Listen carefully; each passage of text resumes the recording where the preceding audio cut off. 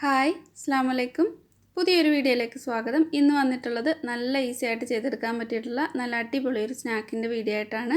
അപ്പോൾ ഇതെങ്ങനെയാണ് തയ്യാറാക്കുന്നതെന്ന് നോക്കാം. വീഡിയോ ഇഷ്ടമാവുകയാണെങ്കിൽ ഒന്ന് ലൈക്ക് ചെയ്തേക്കണേ. ഞാനിവിടെ പഫ് പാസ്ട്രി എടുത്തിട്ടുണ്ട്. ഇത് ഇതേപോലെ സ്ക്വയർ പീസായിട്ട് വരുന്നതാണ് വാങ്ങിയിട്ടുള്ളത്. അല്ലെങ്കിൽ നീളത്തിലുള്ള ഒറ്റ പീസായിട്ട് വരുന്നത് വാങ്ങിയിട്ട് അതിങ്ങനെ പരത്തിയിട്ടെടുത്താലും മതി. ഇപ്പോൾ ഇതും കുറച്ച് കട്ടിയുള്ളതുകൊണ്ട് ഞാൻ കുറച്ച് മൈദപ്പൊടി ഇട്ടിട്ട് ഒന്ന് പരത്തിയെടുക്കുന്നുണ്ട്. അധികം നമ്മൾ പഫ്സൊക്കെ ഉണ്ടാക്കുമ്പോൾ ഉള്ള അത്ര ഒരു കട്ടി വേണ്ട. അതുകൊണ്ട് കുറച്ചുകൂടെ ഒന്ന് പരത്തി കുറച്ചൊന്ന് തിന്നാക്കി എടുക്കുന്നുണ്ട്. എന്നാൽ ചപ്പാത്തി പോലെ അത്രയ്ക്ക് അങ്ങോട്ട് തിന്നാകുകയും ചെയ്യരുത്. എന്നിട്ട് ഇതുപോലെ നീളത്തിൽ കട്ട് ചെയ്യുന്നുണ്ട്. അപ്പോൾ ഇത് ചെറിയ പീസായതുകൊണ്ട് എനിക്ക് അത്രത്തോളം നീളം കിട്ടുന്നില്ല. അതുകൊണ്ട് നമ്മൾ ചെയ്തെടുക്കുമ്പോൾ ആ കോൺ ചെയ്തെടുക്കുമ്പോൾ അത്ര വലുതായിട്ട് കിട്ടില്ല. അപ്പോൾ വലിയ പീസ് പഫ് പാസ്ട്രി ആണെങ്കിൽ നല്ല വലുപ്പമുള്ള കോൺ ചെയ്തെടുക്കാൻ പറ്റും. പിന്നെ ഇവിടെ ബട്ടർ പേപ്പർ ഇതുപോലെ ഒരു കോണിൻ്റെ ഷേപ്പിൽ കട്ട് ചെയ്തിട്ട് ഒന്ന് ഇതുപോലെ കോണിൻ്റെ ഷേപ്പിലാക്കി എടുത്തിട്ടുണ്ട്. അതിലേക്ക് ഈ കട്ട് ചെയ്തിട്ടുള്ള ഓരോ പീസും വെച്ചിട്ട് ഇതുപോലെ ചുറ്റിയിട്ട് ഒരു കോണാക്കി എടുക്കാം.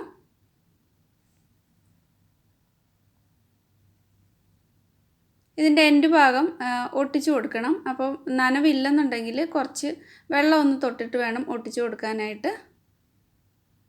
നമ്മൾ ഈ പഫ് പാസ്ട്രി ഫ്രീസറിൽ നിന്ന് എടുത്ത് പുറത്ത് വെച്ച് കഴിയുമ്പോൾ ചെറിയൊരു നനവുണ്ടാവും. ആ നനവോടെ ഒട്ടിച്ചു കൊടുക്കുക. അല്ലെങ്കിൽ കുറച്ച് വെള്ളം ഒന്ന് തൊട്ടിട്ട് ഈ ഒരു കോണിലേക്ക് ഇതുപോലെ അങ്ങ് ഒട്ടിച്ചു കൊടുക്കാം. ബാക്കിയുള്ളതെല്ലാം ഇതുപോലെ ചെയ്തിട്ട് ഈ ഒരു ബേക്കിംഗ് ട്രേയിലേക്ക് വെച്ച് കൊടുക്കുന്നുണ്ട്. അടുത്തതും ഇതുപോലെ തന്നെ പരത്തിയിട്ട് ഒന്ന് കട്ട് ചെയ്തിട്ട് കോണിൻ്റെ ഷേപ്പിലാക്കി എടുക്കാം. നിങ്ങൾക്ക് ബട്ടർ പേപ്പറിന് പകരമായിട്ട് കോൺ ഷേപ്പിലാക്കാൻ വേണ്ടിയിട്ട് അലൂമിനിയം ഫോയിൽ വേണമെങ്കിലും യൂസ് ചെയ്യാം.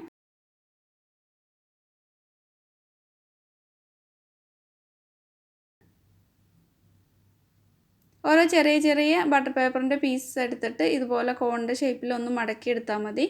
എന്നിട്ട് നമ്മൾ ഈ ഒരു പഫ് പാസ്ട്രിയിലേക്ക് ചുറ്റുന്ന സമയത്ത് അതങ്ങ് ആ കോണിൻ്റെ ഷേപ്പിൽ തന്നെ ഇരുന്നോളും. അപ്പോൾ ഇതുപോലെ കുറച്ച് ചെയ്തെടുത്തിട്ടുണ്ട്. ഇനി ഇത് ബേക്ക് ചെയ്യാൻ വേണ്ടിയിട്ട് ഒരു മുട്ട ഒന്ന് ബീറ്റ് ചെയ്തിട്ട് ഒന്ന് ബ്രഷ് ചെയ്ത് കൊടുക്കുന്നുണ്ട്. അപ്പോൾ നല്ലൊരു കളറും പുറമേ ഒന്ന് നല്ല ക്രിസ്പി ആവാനായിട്ട് ഹെൽപ്പ് ചെയ്യും. 200 ഡിഗ്രി സെൽഷ്യസിൽ പ്രീ ഹീറ്റ് ചെയ്ത ഓവനിൽ വെച്ചിട്ട് ഇതൊരു 20 മിനിറ്റ് ബേക്ക് ചെയ്തെടുക്കാം. ഇതിലേക്കുള്ള ഒരു കസ്റ്റർഡിൻ്റെ ഒരു ക്രീം റെഡിയാക്കുന്നുണ്ട്. അപ്പോൾ ഞാനിവിടെ ഒരു എഗ് യോക്ക് എടുത്തിട്ടുണ്ട്. ഞാനിവിടെ ഒറ്റ മുട്ടയുടെ മഞ്ഞ ഒരെണ്ണം മാത്രമേ ചേർത്ത് കൊടുക്കുന്നുള്ളൂ. നിങ്ങൾക്ക് വേണമെന്നുണ്ടെങ്കിൽ 2 എണ്ണം യൂസ് ചെയ്യാം. 2 ടേബിൾ സ്പൂൺ കസ്റ്റർഡ് പൗഡർ ചേർക്കുന്നുണ്ട്. ഇതിന് പകരമായിട്ട് കോൺഫ്ലോർ വേണമെങ്കിലും ഉപയോഗിക്കാവുന്നതാണ്. ഇനി ഇതിലേക്ക് ഒരു 5-6 ടേബിൾ സ്പൂൺ പഞ്ചസാര ചേർത്ത് കൊടുക്കാം. അപ്പോൾ നിങ്ങൾക്ക് കൂടുതലായിട്ട് മധുരം വേണമെങ്കിൽ ഒരു 7 ടേബിൾ സ്പൂൺ വരെയൊക്കെ ചേർത്ത് കൊടുക്കാവുന്നതാണ്.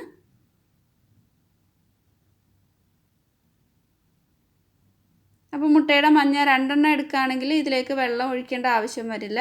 ഞാനിപ്പോൾ ഒരു 2 ടേബിൾ സ്പൂൺ വെള്ളവും കൂടെ ഒഴിച്ചിട്ട് ഇതൊന്ന് മിക്സാക്കി എടുക്കുന്നുണ്ട്.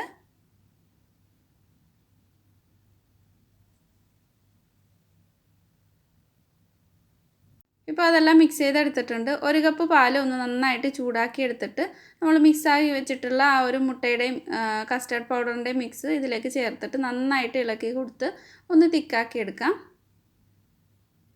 ഒന്ന് ലോ ഫ്ലെയിമിലേക്ക് ആക്കി വെച്ചിട്ട് ഒന്ന് കുക്ക് ചെയ്തെടുക്കണം. നന്നായിട്ട് ഇതുപോലെ തിക്കായി കഴിഞ്ഞാൽ ഫ്ലെയിം ഓഫ് ചെയ്തിട്ട് ഒരു ബൗളിലേക്ക് മാറ്റാം.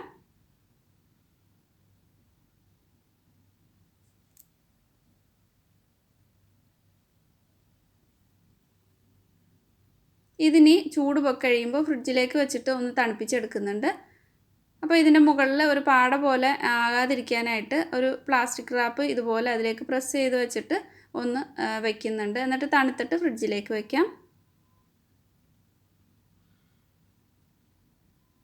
ഇപ്പോൾ നമ്മൾ ബേക്ക് ചെയ്യാൻ വെച്ചിട്ടുള്ള കോണെല്ലാം നന്നായിട്ട് ബേക്കായി വന്നിട്ടുണ്ട്. ബാക്കിയുള്ളതും ഇതുപോലെ തന്നെ ഒന്ന് ചെയ്തെടുക്കുന്നുണ്ട്. ഇപ്പോൾ ഞാൻ കുറച്ച് ഇതുപോലെ ചെയ്തെടുത്തിട്ടുണ്ട്. ഞാനിപ്പോൾ ഇവിടെ കുഞ്ഞു കുഞ്ഞു കോൺസാണ് റെഡിയാക്കിയിട്ടുള്ളത്. അപ്പോൾ നല്ല വലുതായിട്ട് ഈ കോൺ റെഡിയാക്കുകയാണെങ്കിൽ ഇതിൽ കൂടുതലായിട്ട് കസ്റ്റർഡ് നമുക്ക് ഫില്ല് ചെയ്യാൻ പറ്റും. നല്ല ടേസ്റ്റും ഉണ്ടാവും. കസ്റ്റർഡെല്ലാം നന്നായിട്ട് തണുപ്പായി വന്നിട്ടുണ്ട്. ഫ്രിഡ്ജിൽ വെച്ചിട്ട് നല്ലപോലെ തണുപ്പിച്ചെടുത്തിട്ട് ഇതുപോലെ ഒന്ന് മിക്സാക്കി കൊടുത്തു കഴിഞ്ഞാൽ ഒന്നുകൂടെ ഒന്ന് ക്രീമി ആയിട്ട് കിട്ടും. അല്ലെങ്കിൽ ബീറ്റർ ഉപയോഗിച്ചിട്ട് ഒന്ന് ബീറ്റ് ചെയ്തെടുത്താലും മതി. ഇതിനി ഒരു പൈപ്പിംഗ് ബാഗിലേക്ക് മാറ്റാം. അപ്പോൾ ഞാനൊരു പൈപ്പിംഗ് ബാഗിലേക്ക് മാറ്റി കൊടുത്തിട്ടുണ്ട്. എന്നിട്ട് അതിലൊരു നോസിലും ഇട്ട് കൊടുത്തിട്ടുണ്ട്. ഈ ഓരോ കോണിലേക്കും ഇതിനി പൈപ്പ് ചെയ്ത് കൊടുക്കാം. അപ്പോൾ ചെറിയ കോണായതുകൊണ്ട് കുറച്ച് മാത്രം കസ്റ്റർഡിൻ്റെ ക്രീമേ അതിലേക്ക് ഫില്ല് ചെയ്യാൻ പറ്റുന്നുള്ളൂ. ഇതിൽ കുറച്ച് നട്ട്സൊക്കെ ഇട്ടിട്ട് ഡെക്കറേറ്റ് ചെയ്തെടുക്കാവുന്നതാണ്. ഇതുപോലെ പിസ്തയോ ആൽമണ്ട്സോ ഒക്കെ എടുത്തിട്ട് ഇങ്ങനെ ആ ക്രീമിലേക്ക് ഇതുപോലെ ഒന്ന് ആക്കി കൊടുത്തു കഴിഞ്ഞാൽ അതും നല്ലൊരു ടേസ്റ്റാണ്. അപ്പോൾ ഇന്നത്തെ ഈ ഒരു റെസിപ്പി നിങ്ങൾക്ക് ഇഷ്ടമായിട്ടുണ്ടാവുമെന്ന് വിചാരിക്കുന്നു. വീഡിയോ ഇഷ്ടമായിട്ടുണ്ടെങ്കിൽ ലൈക്ക് ചെയ്യാത്തവരൊക്കെ ഒന്ന് ലൈക്ക് ചെയ്തേക്കുക. അപ്പോൾ പുതിയ നല്ലൊരു വീഡിയോ ആയിട്ട് വീണ്ടും കാണാം. താങ്ക്